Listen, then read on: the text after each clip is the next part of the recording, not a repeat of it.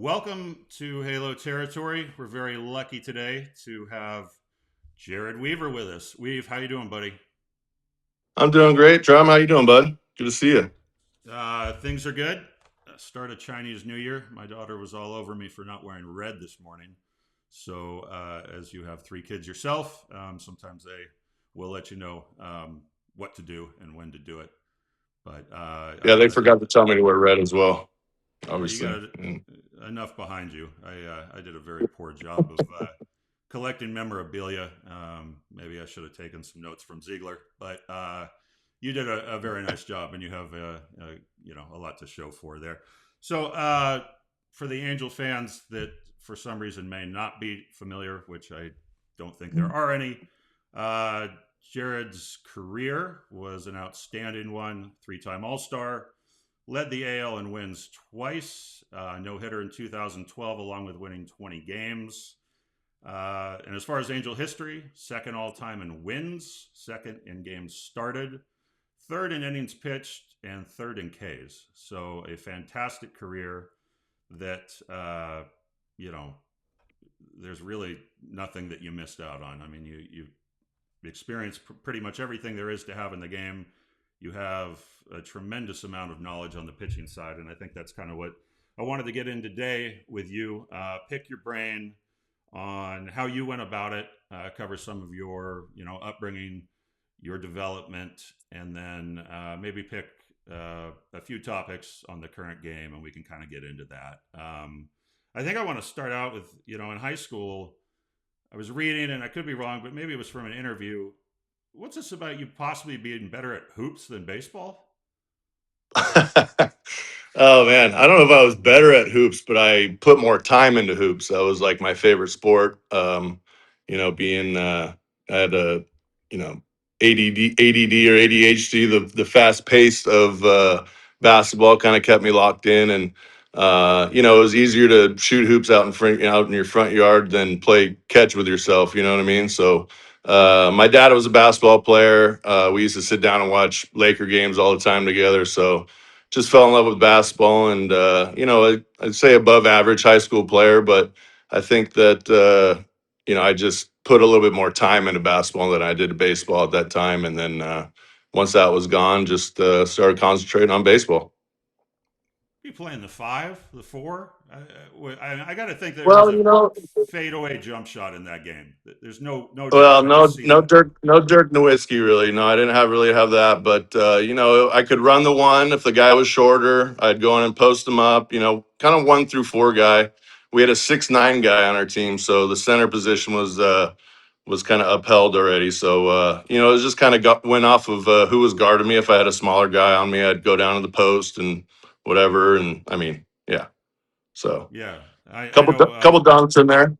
And you still attend some NBA games. I know for a while you like to sit up close, from what I understand.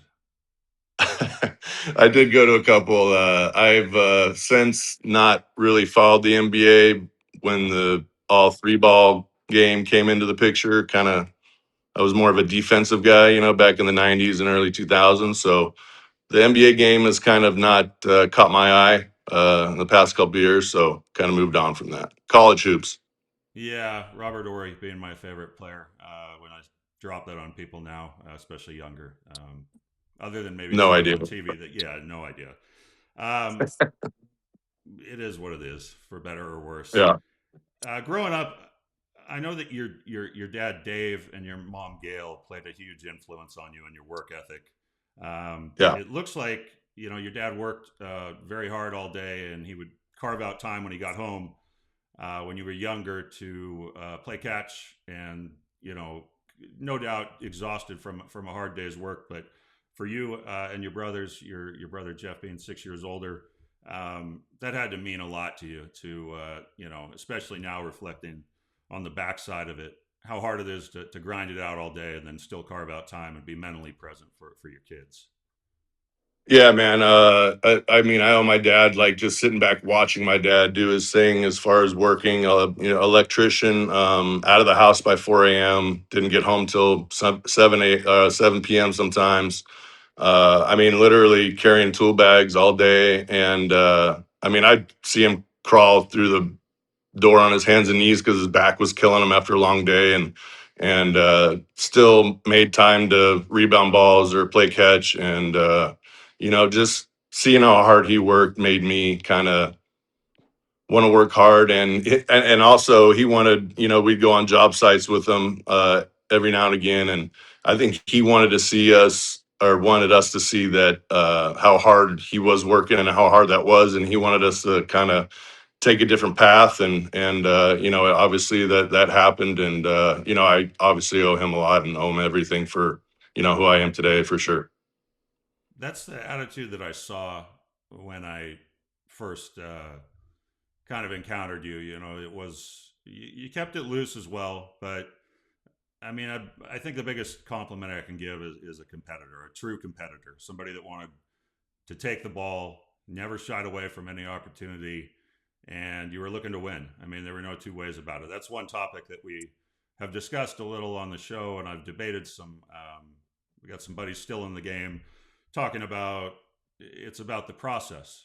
And I said, at the major league level, I don't agree at all. It's about wins. It's not, I mean, what process are you talking about? Unless you're not trying to win, then maybe it's a process. But for Yeah. you, you know, that was a hallmark. I mean, you were, and it set the tone. And I think that that was probably a reflection of some of the guys that mentored you coming up and other things. Why Long Beach State? I'm sure that there were some other options, but that seemed like a perfect spot for you to go, and you really thrive there. Yeah, it really was. I mean, it's the best decision I ever made, for sure. I really didn't get a lot of looks at a high school. I think I mostly got looks because my brother was in the big leagues and kind of had the bloodline, I guess. And wasn't great in high school. And a couple like 4 or 5 California teams I went on visits to. Nothing out of state really. And Long Beach, just a tradition when I got there, and the guys when I went on my recruiting trip. Just the camaraderie of the guys was awesome. The beach, I mean, I love the beach, so having the water in your backyard was pretty cool too. And just actually, when my brother played on the Olympic team in '96, and Dave Snow was the pitching coach, and Dave Snow happened to be the pitching coach at Long Beach, and that was the ultimate deciding factor to go there. Was Jeff had such high regards of Coach Snow and how he developed players and whatnot. And it's kind of funny, when I got there, Coach Snow ended up retiring and going into scouting, and Long Beach State gave me the opportunity to kind of void my scholarship and go elsewhere if I wanted to. And I decided to just stick it out and go with the coaches that they were coming in after him. And I mean, it couldn't have been a better situation for me. Mike Weathers and Troy Buckley being the pitching coach was awesome. I mean, just kept it simple, and really knew how to get his point across in an easy manner. And Coach Weathers was, I would compare him to like a Sosha of college. I mean, he was just, the knowledge of the game was unbelievable, and would always sit next to him in the dugout just to kind of learn anything I could from him. I didn't really know the ins and outs of baseball when I got there. I just know throwing a ball over the plate, and then Buck took my control to another level, and just kind of flourished from there. So just like my dad, I owe those guys a lot. If it wasn't for them, there's no way I'm where I ended up. So yeah, loved it there. Loved the coaches there, and yeah, wouldn't have had any other way. Well, the results speak for themselves. 37-9 career record. In 2004, you went 15-1 with a 1.62, 213 strikeouts. I saw you in 2004 pitch against the USC Trojans. I'm fairly certain it was '04, but you struck out the first 10 hitters in 3 innings. I think there was a pass ball, and I'm not certain that that was the only time you didn't strike out 10 in 3 innings in college. I think it happened twice. But I said, wow, I mean, this guy, and it wasn't like they were the type of at bats that went 7, 8 pitches either. I mean, you were able to put these guys away with relative ease. And I think one of the big things, and I watched it throughout your big league career too, was your command. And to me, control is just being able to throw strikes. Command is being able to throw strikes where you want them, and that was one of the huge things that watching you. And I think at the time, being a younger player, the game is moving very fast, and you can't always take the time to reflect on what you're looking at. But in hindsight, I mean, you could dot a gnat's ass, for lack of a better term. I mean, where did that come from? You're 6'7", and you got long levers, long arms, and that kind of command. Was that something that Long Beach State, um, you were able to kind of really hone that in, or have you always had the ability to kind of locate pitches where you want them? Well, going back to the 10, I think the sun was setting in center field at that time with the 10 strikeouts, so the guys really couldn't see the ball too much. I think that had a lot to do with it. But no, yeah, college was fun. But I mean, yeah, Buckley stressed just repeating your delivery, repeating your mechanics, and I mean, so much time in the bullpen just working on location and not just your fastball, but all pitches. And he just grinded that into us. That location was everything. Pitching in, getting guys off the plate. Just really how to use my whole repertoire at the time, and developing pitches as I went along as well.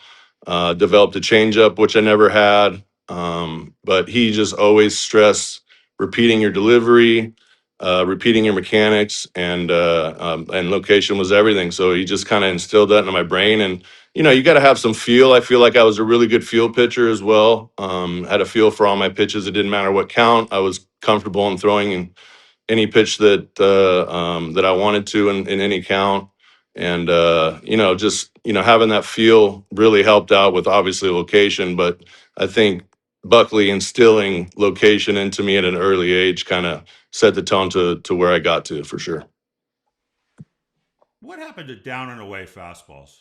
How are those not cool anymore? I mean, I've talked about it before, but like the batting average on the hitting side falling out of fashion, I think locating down and away is essential for any pitcher that wants to go far in this game. It's if done correctly, and both you and Dan Heron, uh, Dan infuriating, getting ahead with strike one, and there were times I didn't face you as much as him, but when he was with the Dodgers, I was with the Diamondbacks, and I would game plan it. I'm like, I'm going to go up there, I'm going to jump on him. I know what he's going to throw, but if it's located, you can't do anything with it. And oftentimes, I just spit on it and be like, okay, there we go again. Granke was also excellent at it, as are most guys that know what they're doing. But for some guys, it can be a tough pitch. But I think you probably worked hard to be able to do that because you knew how valuable it was. Yeah, and I mean, especially coming across my body, that down and away kind of even looked even more down and away, I would think, to righties. I mean, maybe you can attest to that. But I like if somebody was going to beat me, it was going to be away. And if you did, tip your cap. But that was my bread and butter. I honestly, I never really pitched in for strikes against righties. It was just for show to get them off the plate if I felt like they were leaning over and getting comfortable with that down and away pitch. Every so often I would try to go on for a strike, but it was more an effect pitch. Even with lefties until I developed that two seamer that I could come back in for a strike. But down and away was always my mindset, and it was my bread and butter. And sometimes you have to just, trust your stuff against the other guy's stuff. And if he gets you, you tip your cap. But I mean, you guys are going to fail 7 out of 10 times, right? I mean, there's obviously guys that are, going to get me more than others. Some guys are more comfortable, but you play the ratios, and I'm not a numbers guy by any means, but if I'm going to get you 7 out of 10 times, I'm going to go with what I'm comfortable throwing, just kind of went off of that. I trusted my stuff and committed to my stuff, and ended up working out. Sometimes it didn't, but like I said from the beginning, if if you were going to get me opposite field, then I'm gonna tip my cap, and you hit my best stuff, and then sometimes it's gonna happen. But I think the mentality's kind of changed. That these guys are throwing 100, 103 miles an hour, and the location part of it's just gone out the window, which is sad to see. I feel like pitching is kind of an art, keeping guys off balance, reading their swings. It's kind of a chess game, and now it's just kind of an all or nothing game, which the fans love to see, but me knowing the game and knowing pitching, it's just a lost art that is dwindling away, unfortunately. I'd like to see it come back personally. It's a style that I grew up watching, you grew up watching.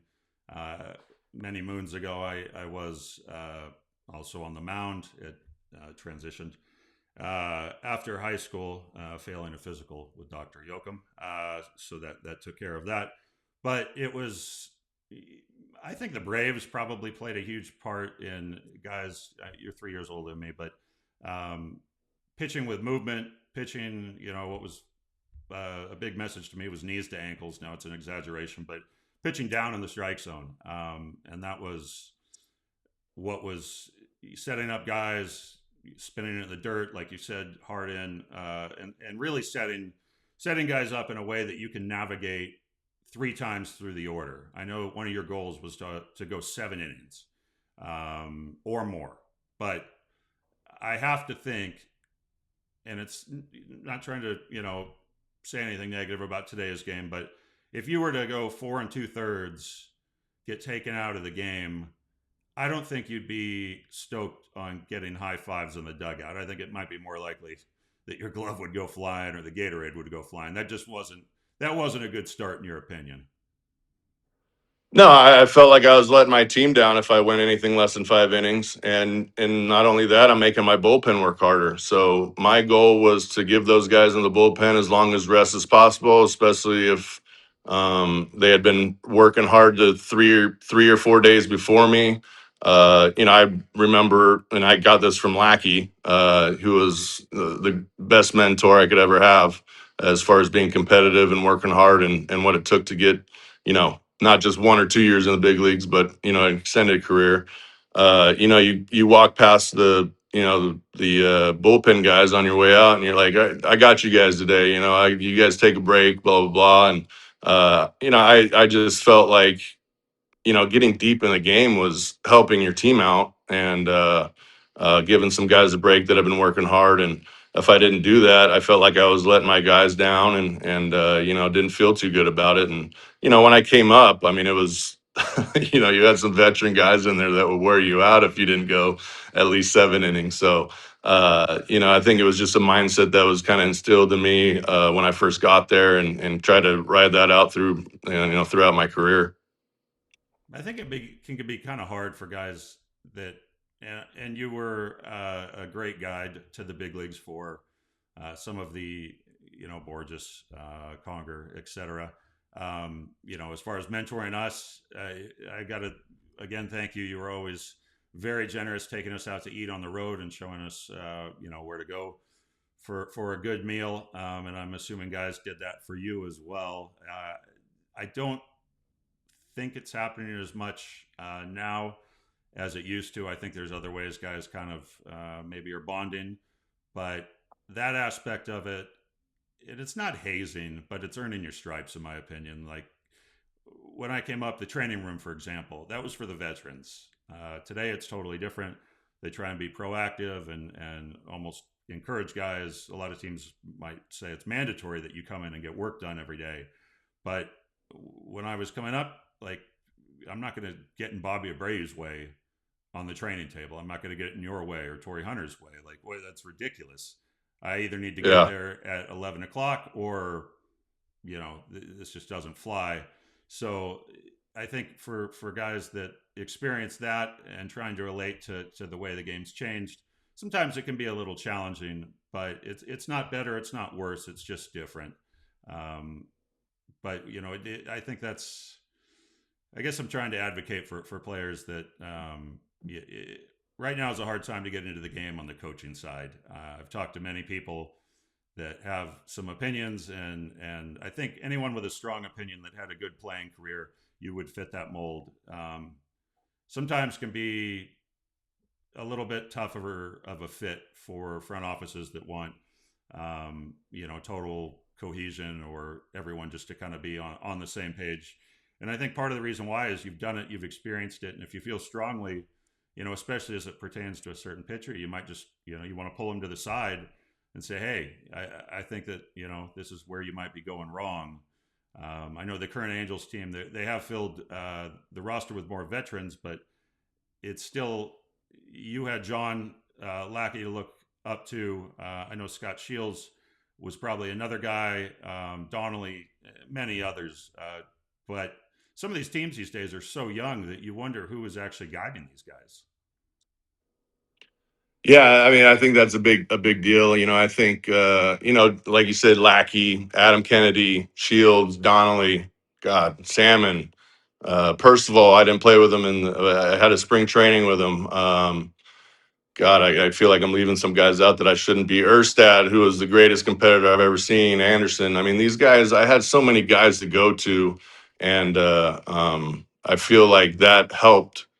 I came in young. Came in a little, cocky. I started 9-0 or something to start my career. But those guys would put me in my place when I wasn't doing something right. You talk about,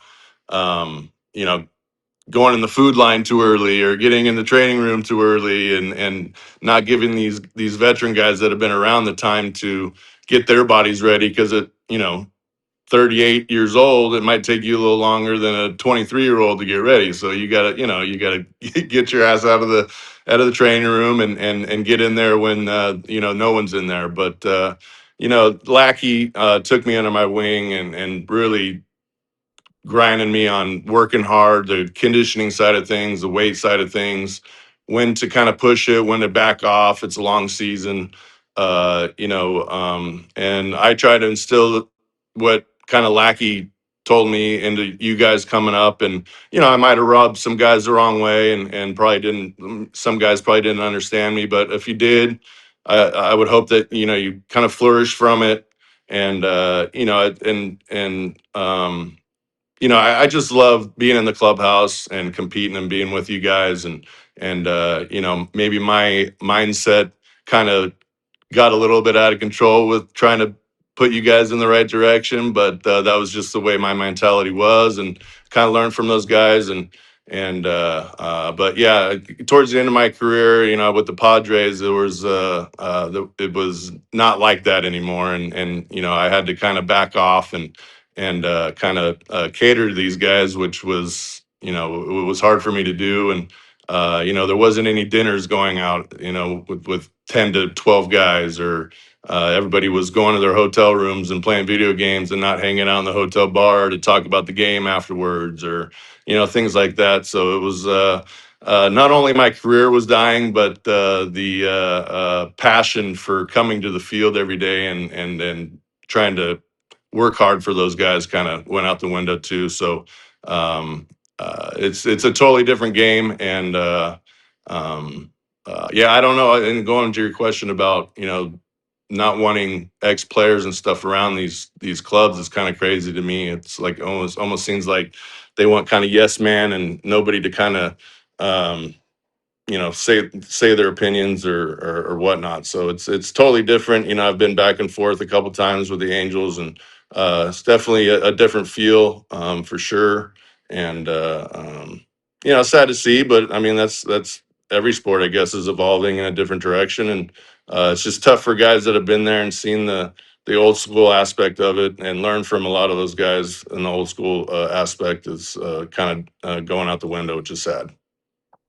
I think the game moves in cycles, and what's trendy, like for instance, this winter hiring college coaches, the Giants and a few others have done that, and I have to assume Pat Murphy probably played a big part in that, going, from a Hall of Fame college career at ASU, and then having tremendous success with the Brewers. So hey, we got to find another Pat Murphy. And Yeah. likewise, some of these newer pitching labs and hitting labs, very trendy, and all those guys get plucked. And I think it's can be tough, especially for minor league coaches who have put in a lot of time and a lot of years to watch younger, I'm not going to say unestablished, but coaches just get rifled straight to the big leagues, and they're left kind of wondering what happened. I There's a thought process that you put in the time and you're going to get rewarded for it, but I think that's part of the way the game is trending. The Angels, on the other hand, have bucked that trend, to use trend yet again, but their staff is experienced, and I actually think it's a really cool thing. Mike Maddox is on board. Kurt Suzuki has filled out his coaching staff, and I think Perry probably played a huge part. I know he did. He's general manager in putting together a staff that really stands out. John Gibbons is bench coach, Brady Anderson, John Mabry on the hitting side. I'm sure I will forget, but Dom Chidi, like all of these guys are career baseball men, and a lot of them played. A lot of them had great playing careers too. What do you think a guy like Mike Maddox might be able to do for these pitchers that a lot of them, there's a lot of guys that are reclamation projects is what gets thrown around. But to me, it's guys that are needing a little boost of confidence, probably more between the years. Alek Manoah, Jordan Romano, Kirby Yates. These guys have done it before, and they've done it at a high level. And they're probably, in my opinion, just looking for a little bit of help maybe on the mechanics side, but an injection of some confidence that lets them know, hey man, this stuff is still there. This is how we're going to do it, and this is, this, I'll take you there. Yeah, I kind of went back to God, what was it? Instructs, where they came to Angel Stadium, or no whatnot, and it was kind of nice to sit. I've never sat in the meetings and on the coaching side or anything like that, and it was kind of cool to see Perry kind of wanting to bring back that old school mentality into the game and bringing back some guys that that had played and have the experience of what it takes to get through 162 games, and to see it kind of come into fruition is awesome. I think it's great. A guy like Mike Maddox, I mean, a guy's been around forever. He's seen everything there is to see on the pitching side, getting through a game. He's going to be able to guide these guys through getting through 9 innings, maybe even help them getting deeper in the game. It sounded like, from what I heard, they wanted to bring back more of the conditioning part of it, running, long distance running, getting guys in condition to go 7, 8, 9 innings. And I hope that that it works out, because I think it's a lost cause in the game anymore. And I think with what Bochy did, with what he had going on in Texas, old school guy, was able to win a World Series in that regard. I think that was kind of like you said, the next Pat Murphy. I think these guys are going back to an old school mentality after what Bochy did. I think the Angels are heading in the right direction. Obviously the coaching staff is awesome. Why wouldn't, as a player, you want to come into that locker room and just pick everybody's brains that have been around? And I think that's like, for players to have that coming to spring training, guys that have been there, guys that have grinded, guys that have to learn from those guys. I mean, it's awesome for me. I mean, it's these guys, these numbers guys are great. To put forth on a piece of paper what you expect or what the numbers are in certain situations, that's all great, but if learning from people that have actually been in the game and have gone through 162 games is key. And it's great to see that they're bringing that back for sure. I think there's room for both. We're saying old school. I just I would prefer just baseball guys, baseball men. Yeah. I think that it's this line in the sand of ex player, maybe get off my lawn, doesn't understand the technical stuff, doesn't understand the pitch shapes. So you understand pitch shapes better than anybody. You may not know all of the terms, and there's new ones being made up probably every single day, but you could learn very quickly all of this stuff. I have to ask. Hank Conger's been helpful to me. Sometimes there'll be hitting stats, and I'm like, what does that mean? And it's hard to hit Yeah. rate, and it's honestly just pretty endless. And some of these things, I wonder. I think they're always looking for better ways to kind of describe a player's worth or evaluate what he does or doesn't do. Um, and some of these things serve a purpose. WAR is a stat that I continue to be baffled by because there's multiple ways to get there. So maybe somebody can help me with that. But I want to talk about I'm the not that condition. guy. No, I know you're not. I know you're not. I'm not going to press you on that. I do. You can probably offer an opinion on the condition, and you mentioned that. I think that at least what I saw from the best pitchers that I faced, and usually ones that got me out a lot, after their starts, they were out there, whether it was running poles, whether it was running stadiums, they were doing distance running. And I think in recent years, things have shifted more towards sprints or maybe not much at all. I think the thought behind the sprints is, and I did ask to make sure that I wasn't totally off base, but it mimics more potentially of the actual pitching, the active pitching, the stop start aspect in between innings, and maybe a little bit more of the max effort. But all I can say is that the best pitchers I saw ran for distance, and I think that it helps you mentally, gain some toughness, and I think the ability to go deeper into ball games. You have to be in shape. You have to have your fitness at a certain level, and it's a different kind of fitness. But what are your thoughts? You know far better than me, but would you agree with some of those things? Yeah, no doubt. I mean, like we kind of talked about earlier, I wanted to feel as good in the seventh, eighth, and ninth inning as I did in the first inning, and the only way to do that is to get your conditioning, long distance conditioning, where it needs to be. And for me, the day after my start, I would usually run if there was a good city to run outside in, I would, but usually just ran around the concourse, and I would do 6 laps and G Rich, Garrett Richards would come with me, or some of the young guys would come in with me, and I would push them to kind of get them to buy into this long distance running thing, and a lot of them did. And when I got to like that 6th lap, I would tell myself, all right, this is the ninth inning, and I would sprint around the concourse just to kind of kick in that cardio even more. So and even the day after that would be long distance poles, and then the only time I really did sprints was the day before, and it was just kind of get your legs going and um, you know get them warmed up or whatever for the next day. Didn't want to do too much cardio and wear yourself out the day before you started, so I would do my 10 sprints just to kind of get your body going. But yeah, I don't understand. I guess when you're only going for a third innings, you can get away with doing sprints. But if you're trying to trying to get through a long length in the game, you got to do long distance cardio, right? I mean, it just kind of is common sense. I mean, yeah, it's kind of weird to see that kind of go out of the game. I was kind of surprised by that too. When I sat in the coaches meeting, I was like, wait, there's no more running for pitching. Yeah, didn't really understand why, but maybe they thought that was leading to injuries, which is kind of nonsense. But yeah, I mean, it's something you have to do to be able to get deep in a game. I mean, you like I said, you want to feel the same as you did in the first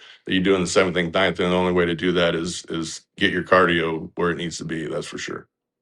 I agree. I think also having command in a third pitch is incredibly important. But not, I mean, you obviously, but thinking back to Scherzer, Verlander, Kershaw, Felix, all these guys, to be a premium major league starter, it's very difficult to do it with just 2 pitches. You had, by any count, 5 or 6 pitches. You added the two seamer. I think that was something that you were helped. Scott Shields and Joel Pinheiro, at least what I saw, they were able to help you with that. There's a nickname for, you touched on it earlier, the front door two seamer to a lefty. Do you remember what you called that, or was there a name for that? Yeah, we called that the old dick nicker. You just kind of skim it right past that thing and bring it back into the strike zone. I don't know if we're allowed to say that on this station or not, but Yeah, we the old two seam dick knicker. That was that was a Scott Shield special, and he was nice enough to teach that one to me. Yeah, for sure. I would have liked that. We can call it the zipper nick or whatever, but Okay. it was, because it was virtually the same every time. You'd see the guy's hands go out, and he'd basically shift backwards, and it was right there, strike three. I don't. There's nothing you can do with that pitch. Very few lefties actually.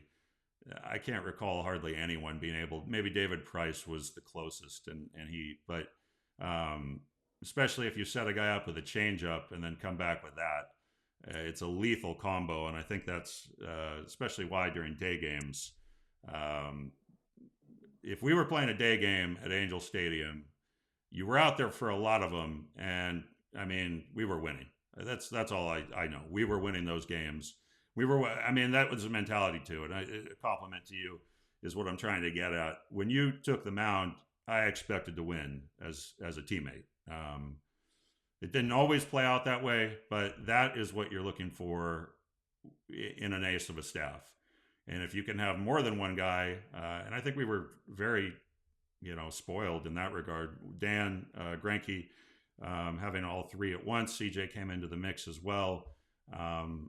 In hindsight, I kind of scratched my head, at least for 2011, 2012, how we weren't able to do a little bit more, but the Texas Rangers were an absolute juggernaut with their offense. And that was before the addition of some of these extra playoff teams, so we didn't have that luxury. But we had some good teams, and you do the best you can, and you have to live with it. But I would have loved to give it a little more of a run, because I think in a playoff series, especially 3 games or so, with you and Dan, and somebody else potentially, it's a lethal combo. You're gonna, you guys maybe give up a couple runs, and hopefully our offense could score a few, and it's a what if. But I wanted to ask you about the no hitter briefly.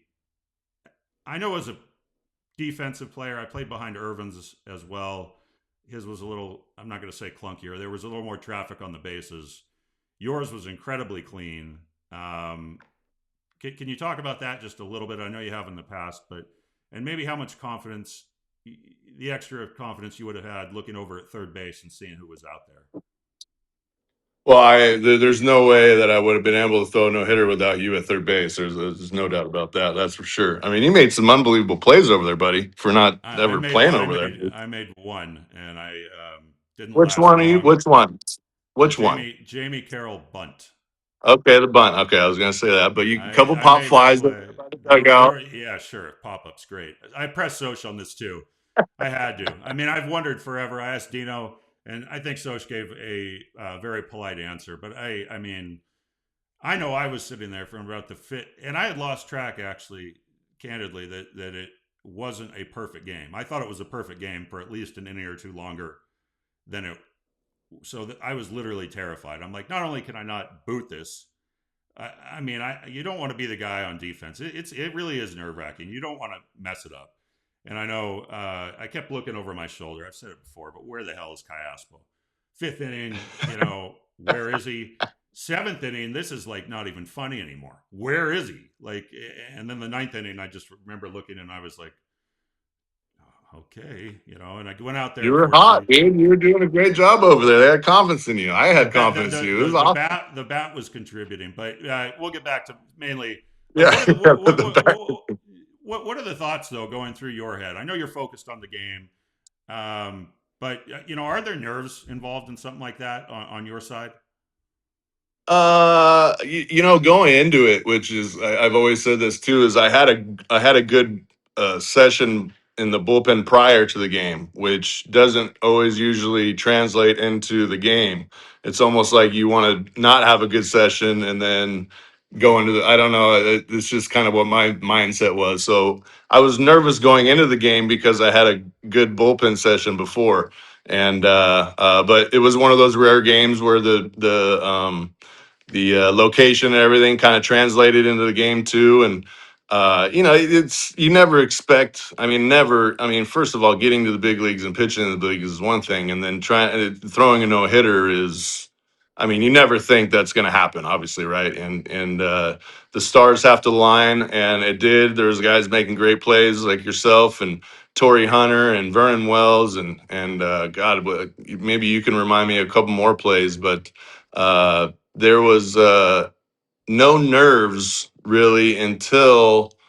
Um, I went out for the ninth inning. It's like you don't expect anything to happen. I think the crowd build up maybe in the eighth and ninth inning kind of got you aware of kind of what was going on. But anything can happen at big league games. Like broken bat hit, off the end of the bat over the second baseman's head or first, anything like that can happen through a course of a game. So I was kind of, I wouldn't say expecting that, but just knowing that I still had 9 outs to go or 12 outs to go, that anything like that could happen. But when it got to, I think I struck out, who was it, Span in the first in the ninth inning. I can't. I mean, it's God. It's been what?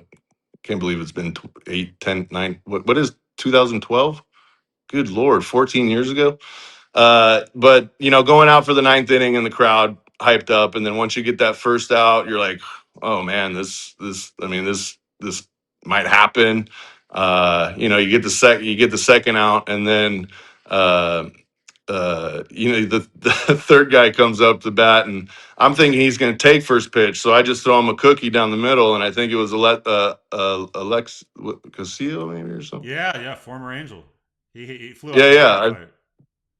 Yeah, yeah, he flew out to Torrey, and no better guy to hit it to for the last out than Torrey. But I literally threw him just like a cookie because I thought he was going to take the first pitch, and he went and took a big hack at it.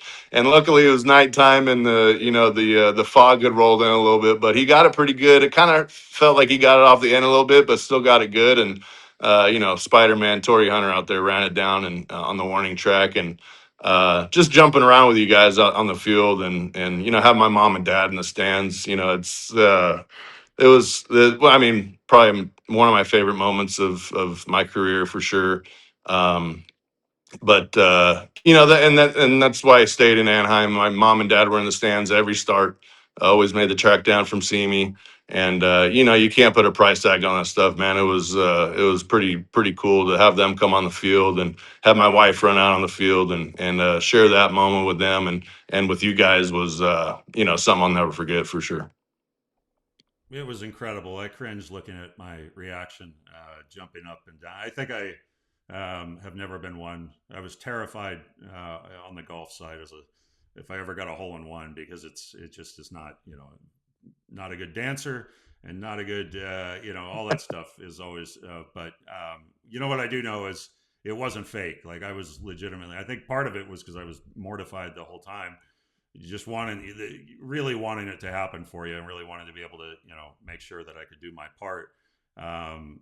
But you just don't see that stuff very often, and a lot of guys go their whole career not playing behind one. Fortunately, on the offensive side, I don't think any team I was on was ever no hit. It was close at times, and I see so many of them fall apart.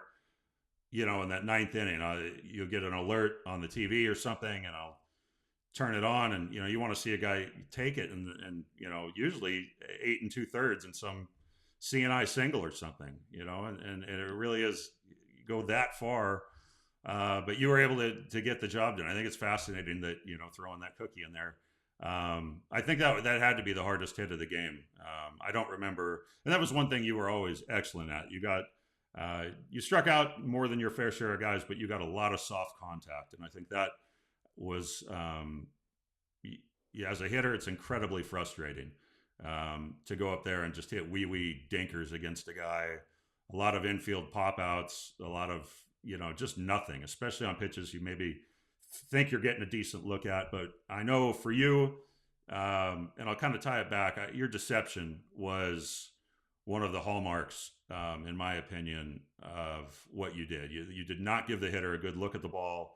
I think the majority of really good pitchers, for those kids at home, if you have a funky delivery, don't scrap it for no reason. I think that, watch the All Star game year in, year out. A lot of guys with some weird mechanics make it a long way, and they do really well. And part of it is hiding the ball. I'd assume you'd agree with that. that velocity is great, but it's only as great as what you do with it. And if you give me a good look at a 100-mile-an-hour fastball, iron Mikish, it means nothing. I'm to be able to time that Yeah. pitch up with ease. Yeah, I mean, well, I got a question for you. Going back to the no hitter, do you still have that bottle of Cristal etched out, or did you pop it open? Do you remember even receiving that? Yes, I Do you do. have it? Yeah, I have it. I have Not to put you on the spot, did you no. open it? What do you mean? You Maybe think for the I hawked that on eBay or something? No, I didn't open it. no, no, no. I didn't know if you It's a maybe opened it and keepsake. threw it away. Well, No, I it's was gonna a say maybe pop it open for the first kid born or something. I don't know. It's I think I asking a missed question. that, but no, that's something that's a lifetime keepsake. I'm not gonna find that at a Okay. pawn shop or something. No, I appreciate that. That was No, no, I very didn't. I wasn't. classy. I wouldn't expect. Yeah, no, I just didn't know if you had it or opened it or threw it away or whatever. I was just asking. Yeah, no, that's all good. Tell me Yeah. briefly. I picked your brain on everything. What's the deal with travel ball? I know you got a son, Aiden, that's that age, navigating the youth side of it now. Have you kind of wrapped your head around it? Is it different than when you were growing up? Oh man, we are way different. I was coaching my son.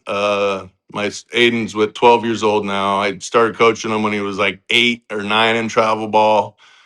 I mean, because the thing is, I was always a pony ball guy, and I was going to put him through pony. But the talent in the rec league ball stuff is kind of diminished because everybody's doing the travel ball stuff. So if your kid has any kind of competitive or is good at baseball or any sport in that matter, you have to go to travel ball to kind of you know have his level of play keep up with everybody else's. So I started coaching, helping coach when he was like 8 or 9, and did the whole Cooperstown thing this last year with him.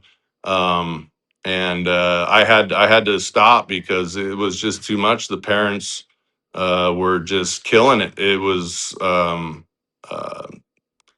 just man too much. And the only reason I stepped in to coach is because these travel ball coaches, they're first of all they're getting paid to coach these teams, a majority of them, which is mind boggling to me. And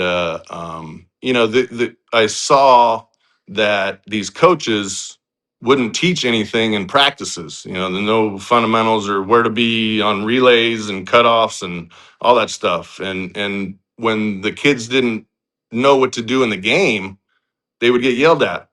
And it's like, well, you're not teaching these kids where they're supposed to be or what they're supposed to do or any kind of fundamentals. So how do you even get away with coaching this team or getting on these kids for not knowing, which was the most frustrating thing for me to watch.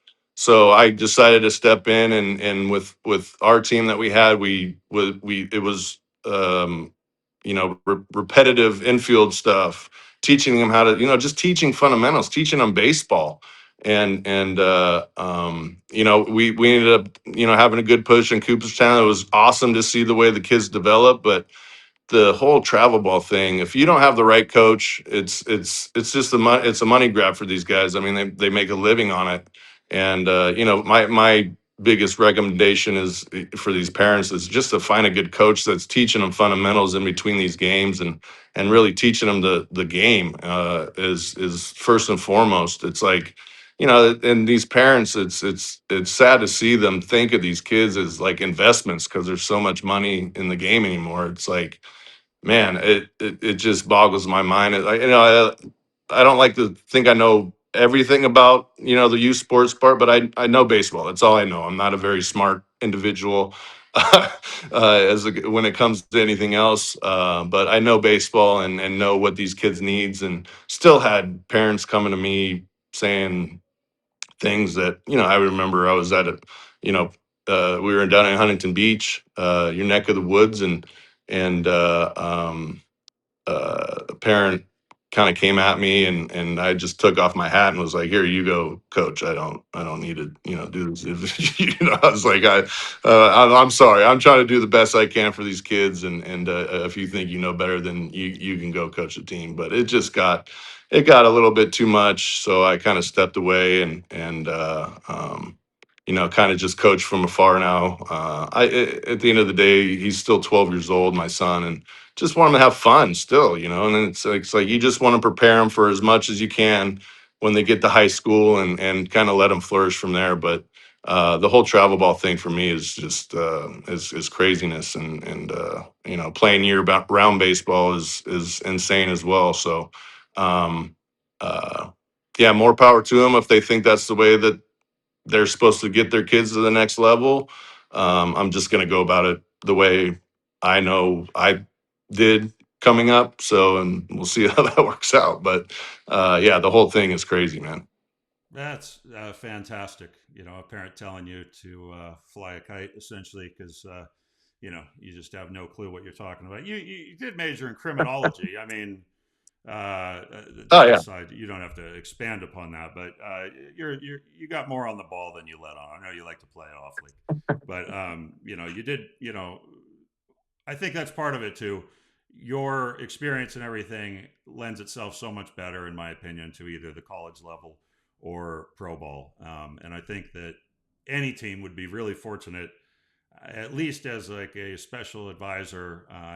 With three younger kids, you want to be involved in their lives and present. But I think that there's a huge void that would be a great fit at the pro level or college. But I know Troy Percival, I believe, is doing that. But I don't know, man. I just selfishly would love to see you being around guys a little more often, being able to take guys that you've been there, you've done it, and I am 100% confident you could wrap your head around any of this tech stuff, any of these concepts that may seem foreign. I think part of the tug of war is you're not shared. Like they're not shared with ex players or with us, and so it just kind of becomes something that, like, man, I have no idea what they're talking about. Maybe that's intentional. They don't want you to know, but it's not something that you couldn't adapt to. And I'd love to see that for you. I guess that's probably about it.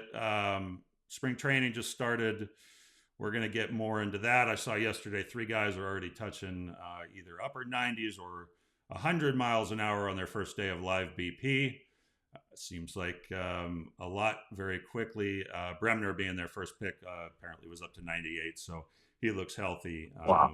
Yeah, that would be a perfect guy too. I mean, great college career, and he's learning on the fly. He may make a push to make the rotation out of spring. He also has 3 pitches, like I said, which is huge. And I'm rooting for the kid, but being around somebody like you would be invaluable. Do you do? I don't know. I think I asked you, but no plans currently to go out to Arizona. No, I haven't got a call. I told them to call whenever they needed me to come out. I've obviously kept them aware that like you said, I have 3 young kids, and it's just tough for me to kind of just bail out last minute. But it would be cool to do a limited role, something. I had a conversation a couple months ago with someone, and just told them I can't do a full role thing, but if there's a limited role thing where I can pop my head in here and there, let me know, and would be more than willing to help out. So, it's like I said, it's all I know. I would love to be a part of it, but my dedication to my kids and my family around us first and foremost, and kind of keep an eye on it from afar. And whenever the phone rings, I'll see what happens. But wish them nothing but the best, and it seems like they're heading in the right direction with some things. So hopefully, it'd be great to see this thing turned around and get them back in the playoffs. I would love to see my buddy Trout have some more playoff appearances at the plate, and hopefully they can hopefully some of these guys that they're kind of taking a chance on pan out and work out for them, and it would be fun to see the Halos back in the playoffs, no doubt about it. I agree with you. It seems like Trouty is going to be back in center field. If you happened to see that yesterday, but he said it felt better on the body.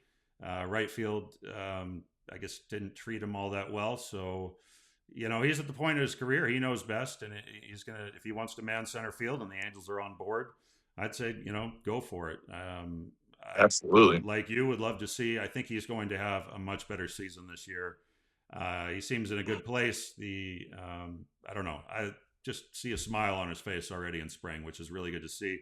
Looks like he's in shape as usual. Dropped a few pounds, but if they put this together, this could be a lot better team. We've covered it. The projections aren't all that favorable right now, but I think there's a lot more talent than some people, may be aware of. Even this most recent draft, I think, is getting back to what we knew coming up. Some really good players with high upside. They're going to need some help, kind of honing it in, but building that farm system back is a huge thing. We won't get into it too much, but I know that you concur. I've heard you say it, that a staple of when we were coming up is a strong farm, and I believe that is going to be huge for them as well. Have you last question, and then we'll let you go. Did you get a chance to look at Trout National Golf Course in person? Have you got to play it yet? Yeah, I was gonna wear my hat on here too, but I decided to look nice for you and do my hair for the first time Appreciate that. in a couple months. Yeah, yeah, you're welcome. Yeah, I did. I went to the opening weekend. I think that was October. They opened it up. Though it wasn't fully done. The course was done and the comfort stations were done. And we went out there in October and checked it out.